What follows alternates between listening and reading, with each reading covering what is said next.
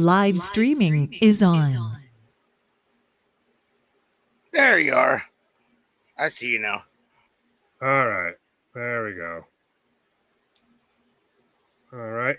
Looks like we overcame the false start there. And let me just bring it up on my phone just to make sure. All right. Awesome. We're going to hit start record.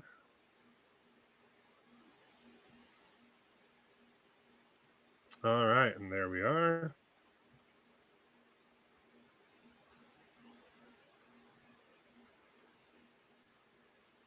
All right. Now, let's just close that. Hello there, everyone. Welcome to the channel here on JoshWho TV.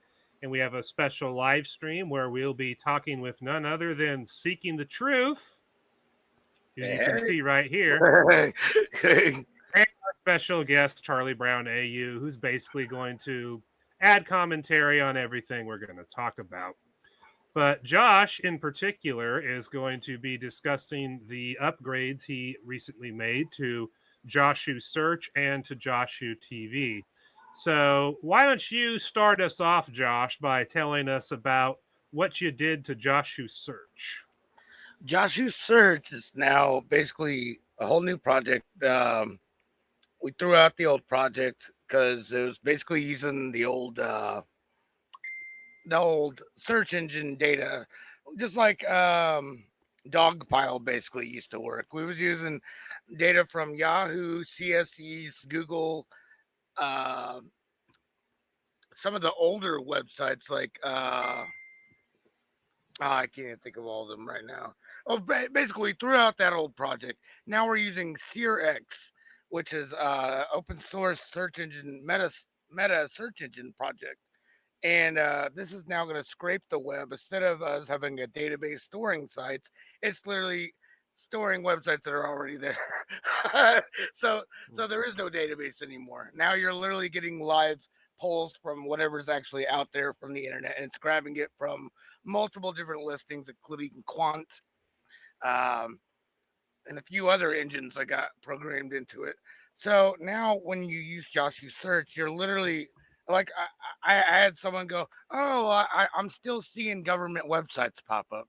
Well, I'm not censoring anything. Like that's the whole purpose. Of course, you're gonna see the government websites, but if you type in climate control hoax, for example, you're gonna actually get what you're looking for. If you just type in climate control or global warming, of course you're going to see what the mainstream media puts out there about that. But if you put hoax or is climate control made up or anything else, you're going to actually get the stuff that Google and everything doesn't want you to see. So we got stuff from Town Hall and Climate News, Earth Eclipse, American Experiment, yournews.com. Hey, there's Natural News. Look at that. Yep.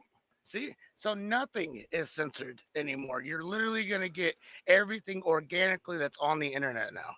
And that's the best part about it. And it's not just websites, it's files, it's music, images, maps, news, videos, even social media presence, science. Like, there's just so many different ways we could do this. Yeah, of course, there's probably not going to be much on social media. I think there's a plugin we got to add for social media, because I think it's grabbing from the old stuff on social. But everything else I think works brilliant with this. I love that it actually grabs the wiki data. It's sad how controlled Wikimedia is, but I like it that it's now a search engine that actually does give you all the stuff that you was familiar with, but without the censorship now. You know? Yep. And it looks a little bit more like Google too. It also uses OpenStreetMap instead of the Google Maps. Yep. Like that? Yeah. The OpenStreetMap project is awesome. And as you can see, it's still a lot of development needed. It's because it's volunteer data that's put in there. So literally, like if you want to help the OpenStreet project, like go to your favorite restaurant or something, put it on there. listed on the OpenStreetMap. If everybody did this, if everybody in the world actually submitted their favorite businesses and all that to the OpenStreetMap project, we could beat Google in the maps. We really could. That's really nice to know. I actually didn't even know about Open Street projects, so now I'm going to have to look more into it after the show. Oh yeah, yeah. It's been alive for a while. I've been promoting it on the, like I've always been promoting open maps. Um, it's just something that no one's like, no one really care. Like I don't see no care to it, like there should Right. be. There should be like a thriving community that wants to do this, and there isn't. And that's the sadder part. There is a couple of projects on Android that allow you to run OpenStreetMap offline. So when you're cool. at home, it downloads all the maps to the phone or the tablet. Cool. And then when you're out and about, you don't actually need to use cell reception. All the maps are stored on the phone or the device, and it just uses GPS to work out where you are without any mobile data charges. That's pretty cool. Yes, it is. So I'm just curious to know, Josh. I know Charlie and I, like a couple months ago, I think it was, we did a live stream where we were talking about DuckDuckGo and QWant censorship over the whole Russia stuff. And I remember Charlie mentioned SeerX as being an alternative search engine. Was Charlie the one that inspired you to use SeerX to remake JoshWho Search, or was that something you were already looking into beforehand? I looked into SeerX a long time ago. Charlie inspired me because, like, he showed it to me so many times, and every time I looked at it, I just kept looking at how beautiful it actually worked, and I was like, that is something. And I always kept saying to myself, if I had more room on my server, I would have already installed it. And my problem was I didn't have any extra resources or anything, so that's why I never got a chance to use it. Now that I'm actually getting to use it, I love it. I love SeerX, and I think it's actually like one of the best meta search engines I've seen out there, ever. And I think the coolest part about it is you can modify it to exactly the way you want it to be used. So it doesn't have to be exactly out of the box SeerX like it is. Like you could even put in your own engines. You could put in, so I'm working on that actually. I'm gonna make an engine for BitChute, JoshWho TV. I'm gonna try to see what it takes to do on your website. I gotta figure out how these engines work, but I'm gonna make it to where it pulls in from Gab and all these other places as soon as I figure this out. So like what the old search engine you were using was doing. Exactly. And then once I have that, it's going to be the default standards. It's automatically going to grab from those two when people are, searching for stuff. So I'm working on that, but as soon as I get that all figured out, then it's going to be pretty badass. Sounds like it. And since we mentioned the old search engine just now, I think other people as well as myself would be curious to know, what was the previous search engine script you were using for JoshWho Search, and how does that compare to SeerX, and ultimately what made you decide SeerX over the old script? Well, it was a hacked Google CSE search engine is what it was. Google CSE is a web hosted search engine on Google servers, and you can use it for your website, or you can include other domains to it and stuff like that, or you can include the open web to it. What I did was I took that and I fed it all these different search engine RSS feeds, basically. So instead of using it open to the web, I was feeding it which sites to pull through first. And so that way it was putting, JoshWho TV, BitChute, all these, websites I had in there already at the top. That way they would be the first ones suggested before Yahoo and everything else, And so basically now I don't have to do none of that no more, because this meta search engine basically does almost the exact same thing. And it's without the need of Google or anything anymore. And that's the best part about it. So basically, it was being hosted by Google. Did I hear that right, or am I? Yeah. So the CSE engine was hosted through Google, and this was it's separate from their actual search engine. It's literally it's the same agent that it's what their search engine was derived from, but this was a project before Google even did their whole mainstream. The CSE project, I don't think, is the original CSE project anymore. Now it's like something through AdSense, I think. But the old project was just a separate service through Google, and you supposed to use it for your own website. And I was literally what it was designed for, and I just tweaked it and made it to where we liked it. Right. I mean, the old search engine you were using, I thought was definitely better than all the other ones. Better than DuckDuckGo and QWant and Google and that was all that stuff. That was me just correcting what the mainstream was doing to it. It was their search engine, but basically I'm doing the search hacks. Like I'm actually, you don't see it in the background, but it's like you're purposely putting words in brackets and parentheses and stuff like that. And that's what is going on in the background with that. Instead of like Google, you know what I'm talking about? Like if you type in taco, it will give you a whole millions of listings for anything that had the word taco in it. But if you put taco in brackets now, it's literally going to look for websites that are just focusing on that as an article keyword now. Oh, okay. See what I'm saying? And so there's meta hacks or a way you used to hack the search engine to get all the results that you wanted. And so that's what my engine used to do. I see. Okay. Well, that's good to know how it used to work. And so now with the new one, you're just it scrapes the web. It scrapes the website. Yep, it's scraping the web. So it's literally scraping engines that existed for years. It's scraping new engines that we loaded into it, and it's also scraping stuff that other scrapers like the Seek project, Dogpile, stuff like that also collects. So the only thing I noticed it doesn't have is Yandex, which is kind of odd. I figured it would have had Yandex in it, and it doesn't. So I'm gonna figure out why it doesn't. But I think Yandex should also be included. I see. One of the good ones that's got included is WIBY, and that's a search engine that some open source people developed, and it just searches for text sites. So It won't come up with a lot of mainstream ones, but a lot of people that do podcasting and text blogs, it comes up, and you get a lot of open source and Linux information there. So that's one of the options when you go up the top right in settings, and then you go engines. You can go through and then de-tick stuff. So for mine, I've de-ticked Bling and DuckDuckGo, but I've got GPodder, which is a search engine for podcasts. Then we've got WIBY, and then I've got Dogpile and SEZ and Brave right down the bottom.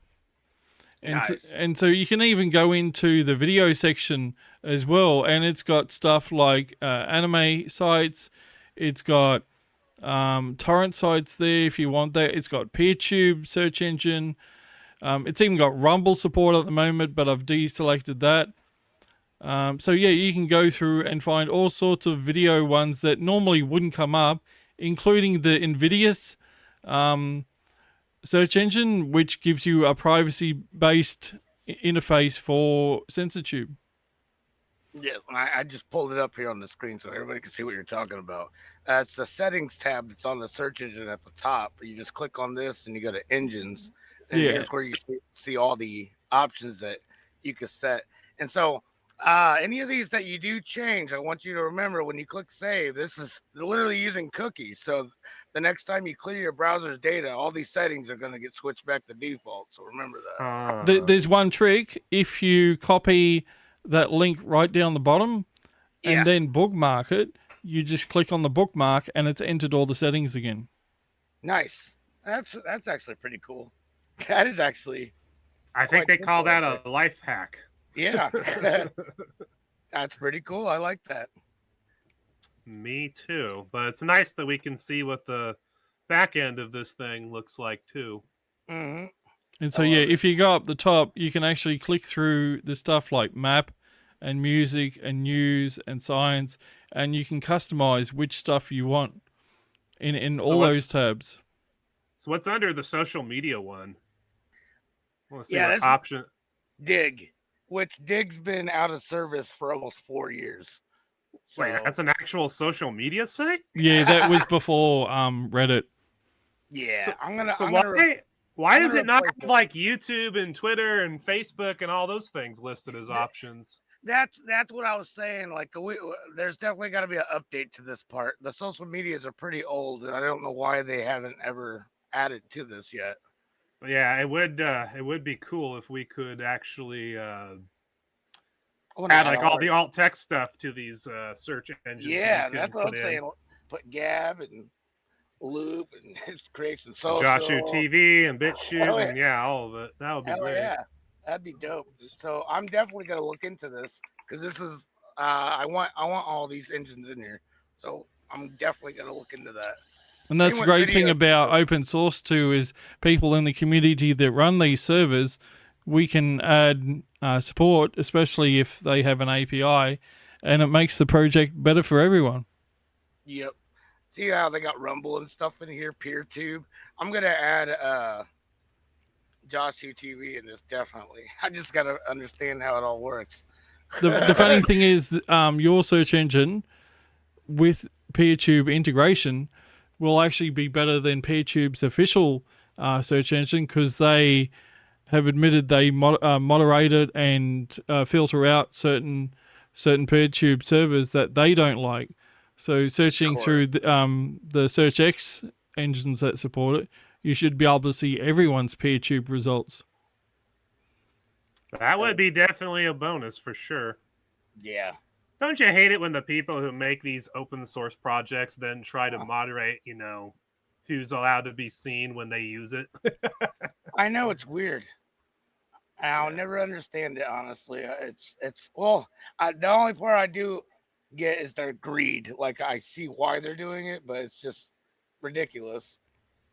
But remember, censorship will never come for them. They've got the right ideas.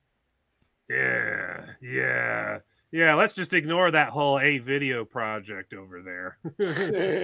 Let's ignore the fact that A video functions the same way as PeerTube in terms of the connecting of your networks. Yeah, let's just ignore that one. Yeah. It's actually pretty neat. Like, I like the whole WBN project. I can't wait to see it completed because I'm waiting on the TV guide and everything. That's going to be the coolest feature, I think. Yep. Whenever you're ready, Josh, I'd like to actually transition into the next project upgrade that you did. I just need the screen back. All right, there we go. So let's go to our lovely screen share and select that, share audio. So JoshWho TV, you made an upgrade to recently. But before we get into what that upgrade was, I just want to screen share. What is going on with my thing over here? So I got the live stream set up to on my phone so that I can make sure our screen shares are working right. And for some reason, it's not. Are you seeing the similar web on screen? Yeah. Okay, good. Yeah, I'm seeing it. So JoshWho TV is actually in a pretty good place in terms of web traffic because I was looking through earlier today and just about every alt text site on the internet saw a decrease in web traffic from February to March, which is the most up-to-date similar web is at this point. But the two sites I saw that actually saw an increase were Brighteon and yours truly, JoshWho TV, which you can see it went up quite a bit in the global rank. You can especially see that here in the chart of the global rank. But also in the web traffic, you see an increase from January to February, 11.9 thousand site visits to 14.7 thousand. And then from February to March, 14.7 thousand site visits to 17.5 thousand site visits, which is nearly a 20% increase from February to March. So it seems like JoshWho TV's web traffic is starting to steadily pick up, while most of the other alt tech traffic is starting to go down. A lot of empty promises they left behind. Yeah. I do wish that number was a lot higher, but we do what we can. You'll get there. Yeah, just wanted people to be aware that JoshWho TV is not some tiny little site that isn't growing. It's just not growing at the leaps and bounds rates you would think, because we don't have too many popular people promoting it other than that Max guy that recently did. I can't wait to get an interview done with him. Go figure, his email server messed up the time we're trying to set up when to talk. I see. That'll be an interesting interview indeed. Now, as far as the actual improvement to JoshWho TV, why don't you tell us what that improvement was? Well, we got new servers. We got investor now, which I got a partner to help with all this stuff. And just to throw out there, it's no one that wants to change anything. He doesn't want any control over JoshWho TV or any of that stuff. He literally just wants to see it succeed. And so that's the brilliant part about this. So we don't have the stress that we used to anymore. We know the bills are actually going to get paid now every single month without hesitation. Still definitely taking donations because that goes towards development and everything else. We want to be able to make this like the best. So like the more development I could get Daniel over there on A Video, like the more, if I could put money behind, any idea that we have, he could do it. Right. And so anything that anybody wants to see done on this platform, it's possible. You just got to donate and tell us what you want to see. Right. That's all you got to do. Exactly. What was I just thinking of?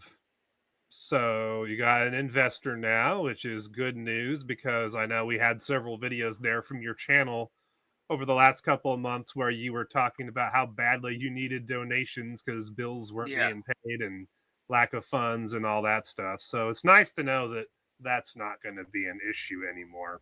Right, I could sleep finally without worrying. Is my site still online? Right. And then what's the big improvement though that you made to the Jitsi meets? Because that's the one that I've been looking at that's really significant. We got the latest Jitsi update finally installed, and I noticed this just by going to Jitsi's website. Like, I don't know, last month I seen the background change and stuff, and I was like, I've always, I was waiting for them to release this. StreamYard had it for years because they've been using the beta version of Jitsi for a while. They customized the beta version, and beta had all this stuff. It had all these bells and whistles in it, and so now this is the first time the full Jitsi release actually has all the bells and whistles in it. There's still a few that needs to be turned on, but other than that, now you can do the backgrounds. Like I blurred my background. You could literally put a video behind you if you wanted. So you could have a beach, water just moving back and forth behind you if you wanted to. I could put a radar map behind me and be like, and as the weather goes,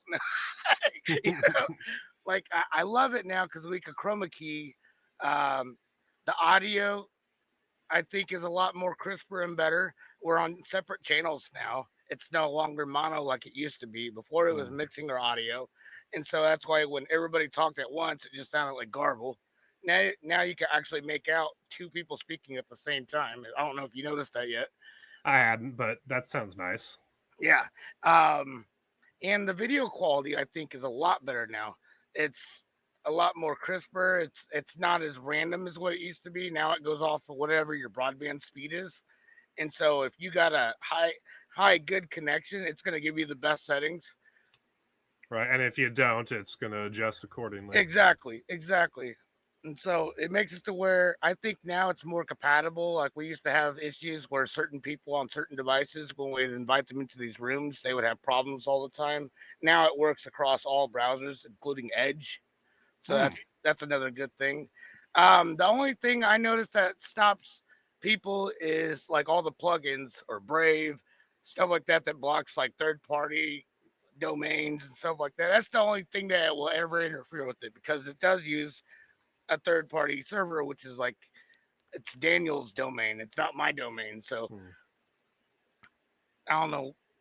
To me, I think Brave's a little too secure. I'd rather have a ship that's armored but I could still go anywhere I want to. You know, Right. I'm sick of a ship that tells you what you can and can't see. That makes no sense. Mm-hmm.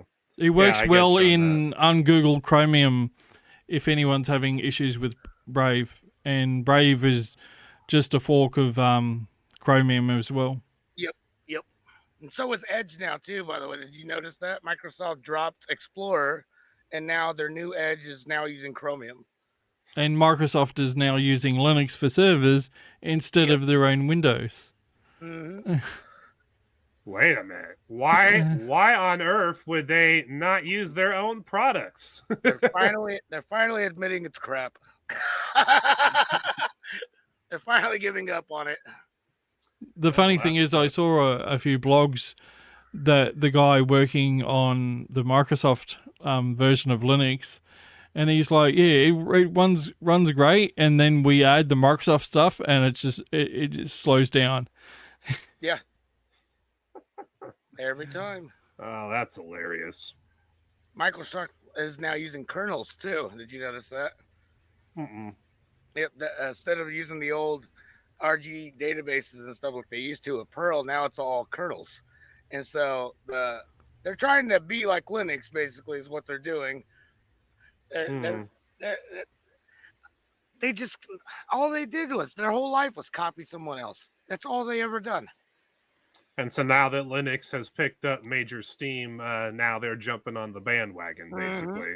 Well, I remember years ago, you used to have Novell NetWare and OS2, and there was all these various old solutions for servers, and Microsoft was the predominant, like 75% of web servers, but now you look at it and it's like Linux is basically, 90% plus all the online services these days. And they can run on the microprocessors. Well, Windows always needed something beefy. Always something beefy to run. I see. So, Josh, one thing that I noticed recently looking at JoshWho hosting services, for a while you were partnered, I think you were partnered with a UK-based company, and so you had a data center here in the US and a data center in the UK that people could access for hosting sites on JoshWho. But I noticed recently that the UK database is no longer an option. Did something screwy happen with them? Well, the UK's laws changed how, like you guys already seen with the way they're controlling the domains with the EU now and stuff like that. So Liquid Web now says, well, we can't do business if the government tells us how to run it. And so now it's the U.S. headquarters. They're mainly running for Liquid Web now, and that's I'm happy with that. I think that's a better decision. And now I could put in my, and I do actually got it in my things now. Politics does not affect our business. Like I actually have that in our saying now, because that's what people fear. They fear of cancel culture. Oh my God, if I say the wrong thing, is my domain provider going to pull my domain? That's what people fear. Right. And so I'm telling people there is no fear. We only care about money. And that's pretty much what I got laid out now. Speaking of hosting and money, what are your thoughts on the new Rumble Cloud? I've never seen it yet. They've been talking about it fairly recently because Rumble's now got their own cloud service to compete with Amazon's hosting services, and Tim Pool just moved his whole Timcast thing over to the Rumble Cloud, and I was wondering if you knew anything about how that cloud worked and what your thoughts on it were. No, but it sounds like Rumble's trying to do what I'm doing, doesn't it? Or the GOP establishment is just trying to do what Amazon's doing. I don't know. It makes sense if you run your own web services to have your own hosting company. It really does make sense. And yeah, kind of like how Gab has their own servers now for all their stuff. Yeah. Yep. I did find some info on the Rumble Cloud, and it looks like the organization that Trump runs for the Truth Social, they're involved in funding it, and so the Truth Social uses Rumble Cloud as well. So there's that whole intermixing of different money swapping hands and different control. Do you got something you can screen share about that? I'll have to dig it up. I know I found it recently. I'll have to provide some links so people can check it out later on. All right. Well, if you can find one really good one, please screen share that. Okay, I've got one here. Hang on. I just found All one. right. All right. Let's put that up on the screen. Yeah, I never understood really what Rumble's actual real goal was. I always look at them as like some kind of a front. Yeah, well, they were, from what I could tell, they've existed since 2013, but no one gave a rat's patootie about them until 2020 when the GOP establishment started using it and funding it and all that. And then it just started blowing up. Other popular creators got on, including yourself. And yeah, they've just been going up and up in terms of their traffic to the point where they're now getting over 140, 150 million site visits every month. And they're actually, if they're not in the top 400 websites in the world yet, they're really close to it. Well, what's weird about it, though, is the thing that's getting all the traffic is literally just a handful of channels on the whole entire platform. Right. That's Which is the mostly the GOP establishment people. Conservative Inc. That's what I don't understand. Like how is Rumble even, in this, as a contest if they're not even fairly giving everybody a chance? Plus, there's suspicion of bots being used a lot on their site because of the high bounce rate and the less than 2-minute average duration visit time. Yep. So can you see this site here? Yeah. Yeah, Yes. so this is actually on the Rumble site itself. So corp.rumble.com, it's on their blog. And they mention that, Truth Social and Rumble, working together apparently against the big tech tyrants. Yeah, it always seems to be funded by the same people. And down the bottom, it's mentioning, Trump Media and Technology Group is working with Rumble. Well, actually, if you remember from a month or so back, Trump's media group actually owns Rumble officially now. That's why they moved their headquarters into the U.S. instead of being in Canada.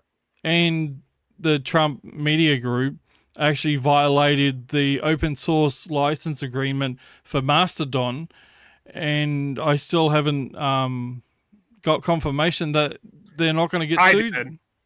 I did. The day after I uploaded a video talking about that, they suddenly had a link or a page you could visit on their site that actually gave you access to their source code. But yeah, I think that says a lot. They did try to do that. You're absolutely correct. I think that says a lot. Like, they can't even follow the open source standard license without trying to claim that it's their own thing they came up with. Yeah, I know. It's just so silly. Yeah, I mean, even Angie Torba didn't make that mistake. Yeah, but yeah, it is very interesting how basically the GOP establishment and Trump are basically forming their own version of big tech now in the name of combating big tech, even down to the finer points of using AI censorship systems and draconian terms of service, and basically just creating the same kind of system.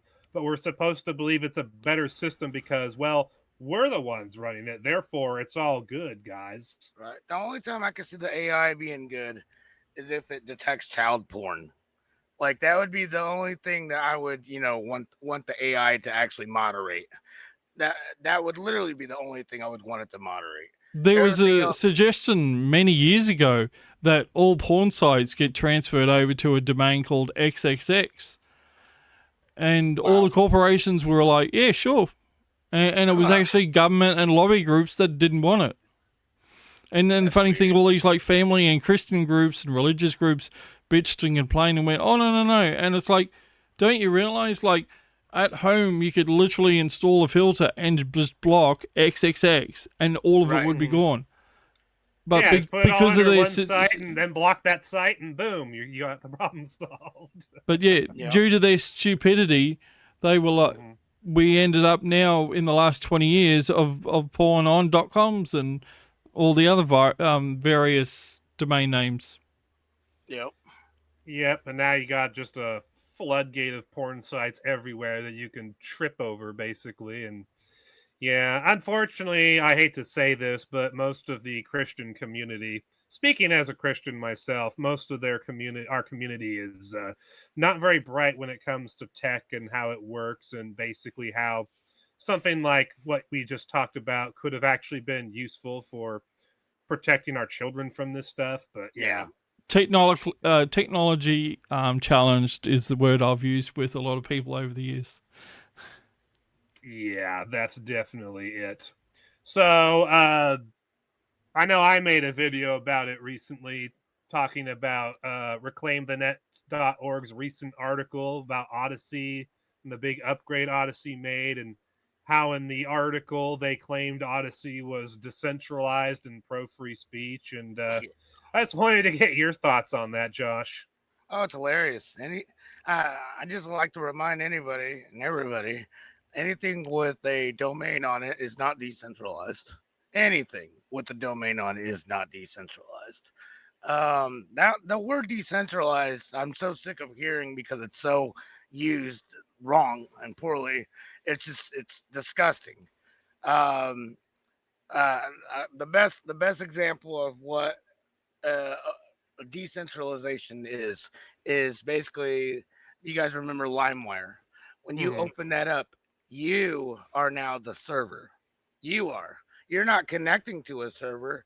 You're opening your computer to the web, and you're saying, hey, look at me, I'm sharing files. And other clients out there are looking through the same IP port map of that. Now they're looking for that port, that specific port. If it finds that, it adds it to the list. So every client gets added to these Nutella lists. Mhm. That's true decentralization. You can, BitChute, Odyssey, all these people that claim decentralization, they're not that at all. You're Right. using them. They are the server. The day that their domain goes down, that website doesn't exist anymore. Your videos don't play anymore. One Like, people don't example get. I've always tried to explain that when you connect to the internet on any programs, be it a web browser or any of these other tools available these days, you always have a client and a server. So you need a client program to connect to a server, and that server is either a domain name or a IP number. And so the whole purpose of having a domain name is so we don't have to remember all the numbers. Exactly. And Right. that system applies to everything. A web browser is a client for the web protocol on the port that you connect to the server. The same with email and IRC chat and all these various old protocols and the newer stuff these days. There's always a client connecting to a server. Yep. And the only way that you'd be decentralized is multiple people are the server, and Exactly. the program itself has a client built in, so it's a server and a client, and it's connecting to other people that are servers. And so in that system, you're not just one person connecting to one server, you're Yep. acting as the server and the client. And there's still a middleman to that. So it's not, that's still not 100% decentralized. But what all that middleman does is it tells those other servers, hey, I'm another server. And that's all it does. It's sitting there rounding them up. And so all these Nutella servers, and they still exist, which is weird. That's why I think the government created Nutella to begin with. Um, they're still online. And we're talking like hundreds of different IP addresses to Nutella.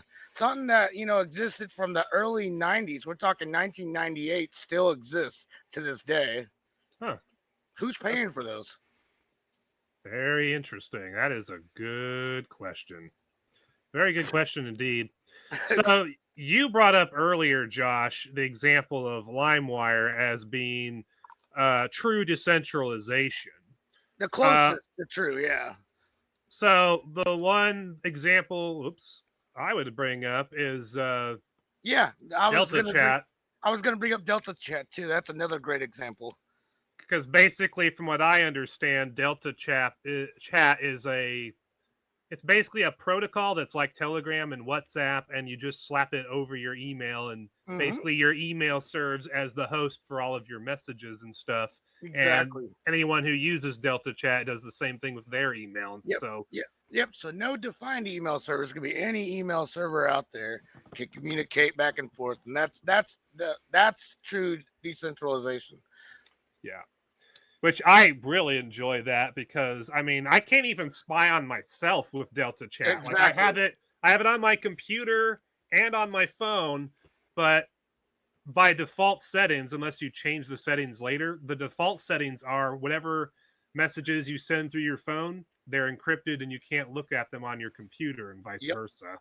Yep.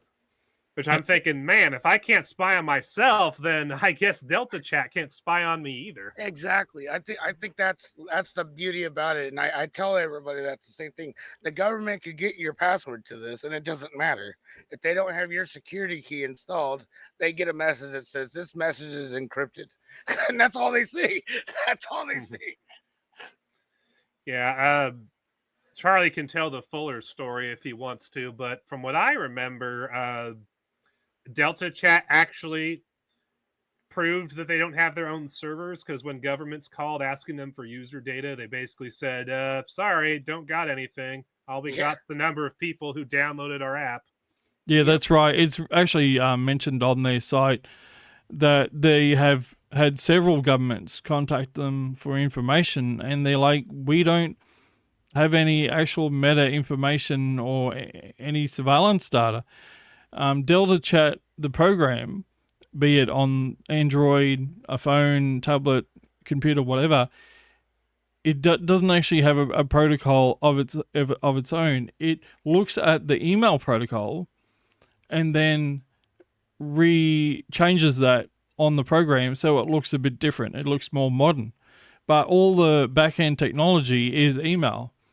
And so when you're sending the messages, you're actually using the email program with encryption turned on by default. And so that's why it doesn't work with stuff like the recent webmail stuff like Proton, because they have their own version of encryption and they're not using the standard email protocol that's been around for quite a while. Which I find suspect. Mm-hmm. I find it very suspect. Yeah, I can understand why you'd think that, because that means they could have backdoors installed. Yeah, there's something they don't want you to see. Yeah. Plus, I remember some story a while ago about Proton Mail supposedly being encrypted, but then somehow they were able to look at all the messages of this one person that they ended up kicking off of their services. Oh, yeah, there's several now news articles about Proton Mail releasing user data. So it's like, I think like people should realize Proton Mail is out the window. It's been out the window a long time ago. Yeah, it's basically just like Gmail at this point. Yep. Which I still use it because, you know, I've been using it for years, but they were basically threatened to go broke and bankrupt and everything if they didn't comply with this order from it wasn't our government. I think it was Ireland. I remember it was some terrorist thing or something like that, and they tried to fight it, and the government almost won. Like they almost took the whole thing. Wow. So yeah, here on screen we got the story in particular Charlie's referring to. Russia's request for Delta Chat user data declined from May 1st, 2020, so a little over 2 years ago. On April 27, we received a letter from, can't pronounce that, the Russian Supervisor of Communications and Information Technology. They requested us to provide access to Delta Chat user data and register with their state-run provider registry. We declined for the simple reason that Delta Chat developers have no access to user data whatsoever. Delta Chat is a decentralized messenger and doesn't have their own servers. You choose the email provider which you trust yourself, and we don't know about your choices. Besides, even email providers won't see Delta Chat message content because messages are end-to-end encrypted via autocrypt. Yep. Big cheers to the email ecosystem, which has a standardized separation of apps from message transport and a planetary scale and diversely operated system that, even if a little messy and slow moving. And then we click on this, and this is their formal answer back to Russia, to the Yeah, Russian government. they gave me one of those letters too a while back. I just We pretty much- therefore kindly request that you strike us from your list of service providers. I told them to piss off. That was my reply. The Russians contacted you too, huh? Oh yeah, yeah. I told them. Something's telling me that I don't even think Russia, like the actual government of Russia, was doing that. Something was telling me that was like a hack, because every web service provider I know got a letter like that. I see. But yeah, for those of you who haven't heard of Delta Chat before, you definitely want to get on this because it's true freedom, real decentralization, and real privacy and encryption. Yeah. And it just makes sense. It makes sense. And it's encrypted by default versus Telegram and Signal that don't. And Delta Chat doesn't require a SMS number. Yeah, that's the other good part. Yeah, that seems to be the big rage these days, especially among the GOP-controlled sites like Parler and Rumble and Truth Social, I guess, maybe, and even to an extent Getter. Well, Getter doesn't require it, but it's an option for them. Getter's dying. Anyway, they all seem to have this infatuation with telling people, for security reasons, you need to give us your phone number in order to be able to use our service. And that's the way that Twitter is going with Musk. Musk wants everyone to have a verified account, giving your real name, some identity, and a phone number. Well, if that I never seen the identity part. And now instead of your phone number, you have the option to use two-step verification, like the Zero Auth app, or there's actual options now. Before it was just your number. Right. And at least with Getter, even though they added the whole phone number thing recently, they do allow you to actually log in with email and password, which is nice because Parler originally was like that, and then they added the whole phone number thing, and they took away the ability to log in with just email and password. Yep. And that's when I basically said, to hell with this. Talking about Parler, I'm still getting flagged for stuff on there, but my account was set up so long ago that it's never asked me for a phone number. That's really? Yeah, I'm never forced that on you? Yeah, no, I signed up in the beta or something they had, and so mine, I just log in through email and username and password. Yeah, see, I used to be able to do that, and then like one day I logged out, and then when I came to log back in the next day, suddenly it says, phone number, please, and there was no option to use email and password instead. Wow. Mayway did the same thing about a year or two ago. I used to use that site a lot, and then they took away the ability to log in with an email and password, and they forced you to use a phone number. So I was like, well, guess I'm done with Mayway. That's crazy. I know with my Twitter account that I got locked out of ages ago, I made a couple of posts, and they were like, well, we want your SMS number so we can like re-enable it. And I was like, no. Yep. Yeah, that happened to me. I remember a couple of years ago, they locked me out until I added a phone number to it. I was like, that's kind of dumb. I finally got that removed, though. That's what I was saying. I just discovered it the other day because the number I had it linked to, I no longer had. And I was like, how the hell am I going to do this? And there's a new option now. Now you can actually add the two-factor authentication. I was like, oh, okay, I'll do that then. And so that's new. That's something that I've never seen on Twitter before, ever. Ooh, I just had an idea of a topic. So you guys know, well, that's a couple of months ago. I did a video talking about how BitChute was starting to undo some of the censorship stuff they had done over the last year and a half because of the money dropping through the floor. Yeah. Yeah. So that happened, and I thought to myself, well, they're starting to undo their censorship. I guess they're going to start seeing an influx of donations coming in again. And, well, that turned out to be wrong because they're now down to 63% of their goal, and they've gone all the way back down to $31,665 coming in every month. That number used to be 54,990 at the end of February of 2020, I think it was, or of 2020. Yeah, a large number of people that were No, on it was on February. BitChute It have was just last year. jumped That's ship right. over to Odyssey. A lot have finally realized after years of promises that never delivered, it's not going to change, and they've all moved over to stuff like DLive, Odyssey, Entropy, Rumble. Cointree, Rumble, Brighteon, whatnot. But Odyssey is grabbing most of the traction with most of the alternative creators out there. Which makes no sense as much as they censor. Right. But the thing that's interesting, though, is that I was looking at the similar web numbers. It used to be for a while now, for like several months back, that BitChute was getting like 40 to 50 million site visits a month, and Odyssey was getting like 10 to 20 million. Well, now BitChute's monthly web traffic has dipped down to at least 32 million site visits in the month of March of this year, and Odyssey's is right at that level too now. So Odyssey is actually caught up to BitChute in terms of web traffic, and it's not so much that Odyssey grew, although they did by leaps and bounds over the last year in terms of their web traffic, but BitChute has fallen so much. I mean, they've literally lost like almost 50% of the web traffic they used to have coming in like a year ago. Yeah, and now they're working on just stupid things like with the comments. I think now you can pin a comment. Woo! Yeah, I know. I'm like, okay. What about that HD video and live streaming and public playlists and all that stuff that you promised us 3 years ago and you've had the money for a year and a half? What about that?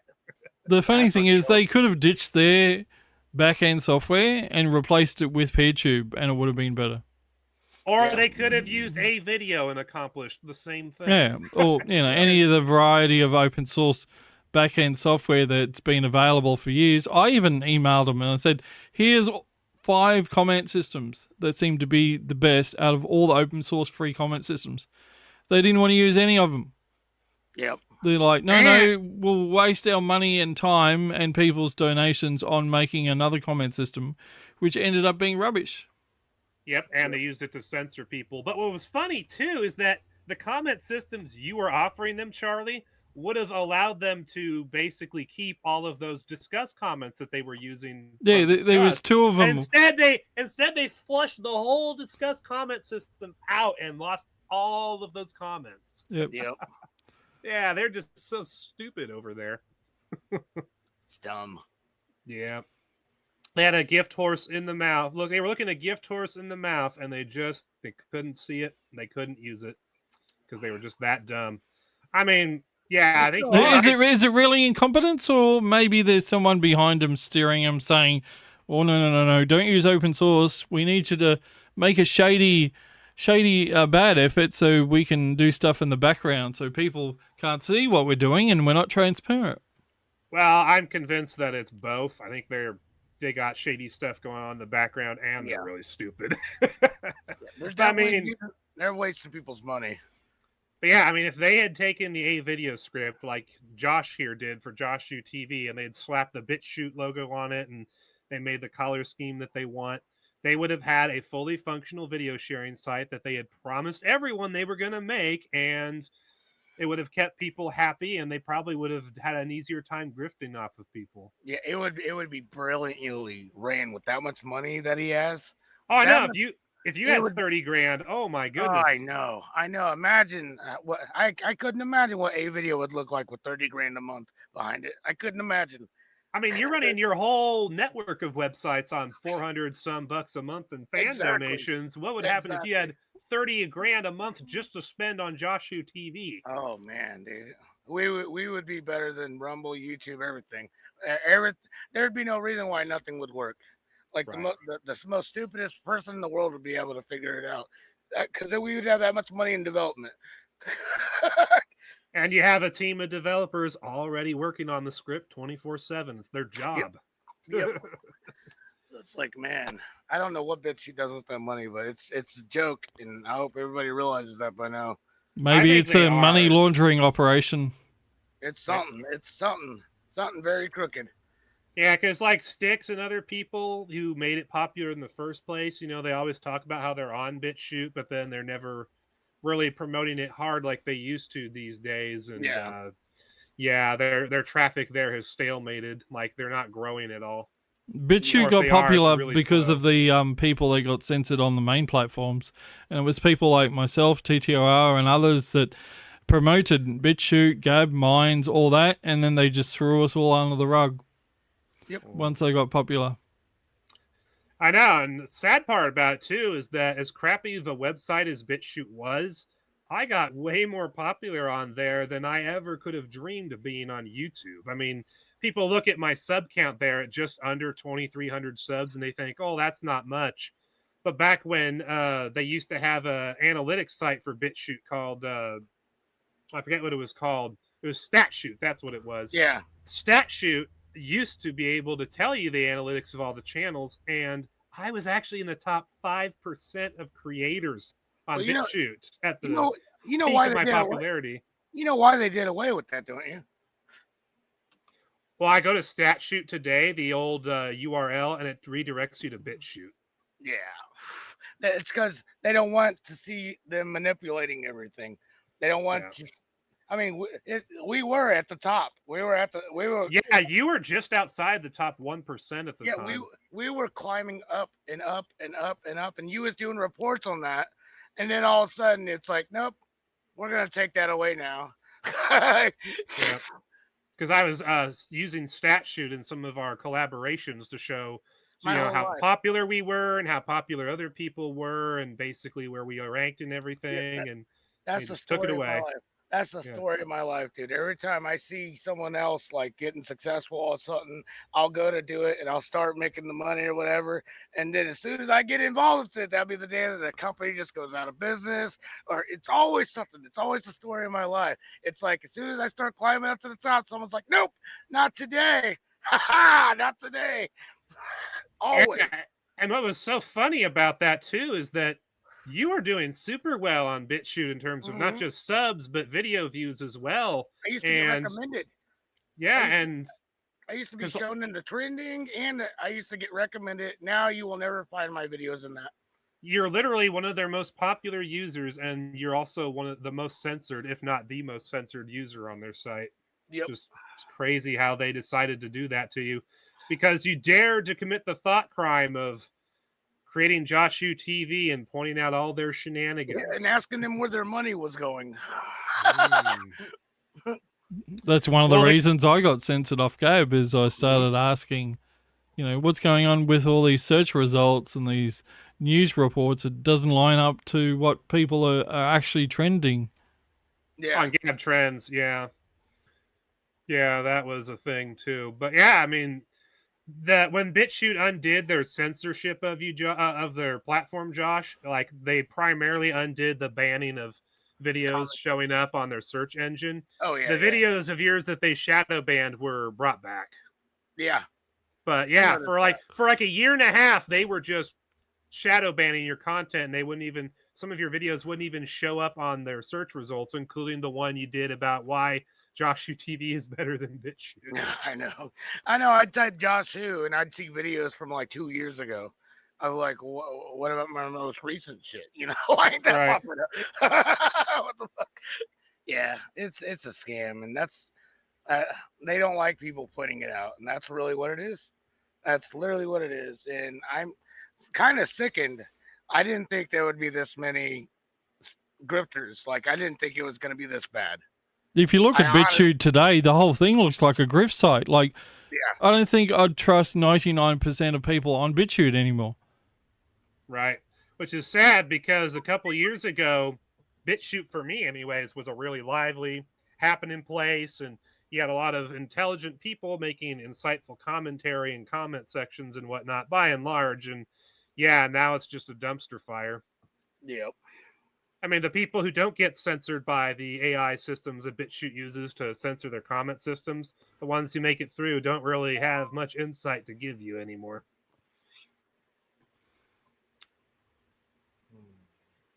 But anyway, that is that. Is there anything else anyone wants to talk about? No, I think we're pretty caught up now. Anything you got on your mind, Charlie? No, I've got the podcast I'm doing tomorrow, but yeah, everyone should be signing up on Creation Social, JoshWho, and Delta Chat. Absolutely. I agree with that completely. And before we head out of here, I'm just going to use the screen share one more time so that you guys know which JoshWho TV channels you need to subscribe to. So here's mine. With my 93 subs, I'm actually in the top 10 channels on the whole site in terms of subs and get a lot of views on my videos. So you can definitely subscribe to me and follow my content on JoshWho TV.